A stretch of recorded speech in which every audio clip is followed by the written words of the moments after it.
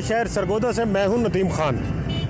ایک ماہ سے زائد کا عرصہ گزرنے کے باوجود نہر لوہر جہلم میں بل صفائی کا سلسلہ شروع نہ ہو سکا، جس کے باعث بچوں نے یہاں پر کھیل کا میدان بنا لیا۔ سرگودا شہر سے گزرنے والی نہر لوہر جہلم کو ایک ماہ قبل بھل صفائی کے نام پر بند کیا گیا، تاہم صفائی کے نام پر بند کی جانے والی نہر کی صفائی کا کام شروع نہ ہو سکا۔ کئی ہفتوں سے بند ہونے کے باعث نہر کے اندر کھڑا ہوا پانی بھی سوکھ چکا ہے۔ پچھلے 1.5 ماہ سے جو ہے نا نہریں خشک ہو چکی ہیں اور بل صفائی کا جو عمل ہے نا وہ بھی نہیں ہو رہا، جگہ جگہ گندگی کے ڈھیر بن گئے ہیں اور اس کی وجہ سے کسانوں کو بھی جو ہے نا دشواری کا جو ہے نا سامنا ہے۔ نہر کے اندر گندگی ویسے ہی موجود ہے، جبکہ خشک ہونے کے بعد شہریوں نے کوڑا کرکٹ بھی نہر کے اندر پھینکنا شروع کر دیا ہے۔ دوسری طرف بچوں نے نہر کو کھیل کا میدان بنا لیا ہے اور کرکٹ کے علاوہ دیگر گیم کھیلتے نظر آتے ہیں۔ کیا فائدہ، سارا مطلب کچرا پڑا ہوا ہے، نہر میں پانی کم آتا ہے، ہماری فصلیں تباہ ہو رہی ہیں۔ تو یہ ہماری گورنمنٹ سے اپیل ہے کہ کم از کم اس بھل صفائی کروا کے پانی کی مقدار بڑھائیں تاکہ ہماری فصلیں جو ہیں وہ ان کو پانی مل سکے۔ شہریوں نے مطالبہ کیا ہے کہ نہر کی بھل صفائی کروا کر جلد سے جلد دوبارہ چلایا جائے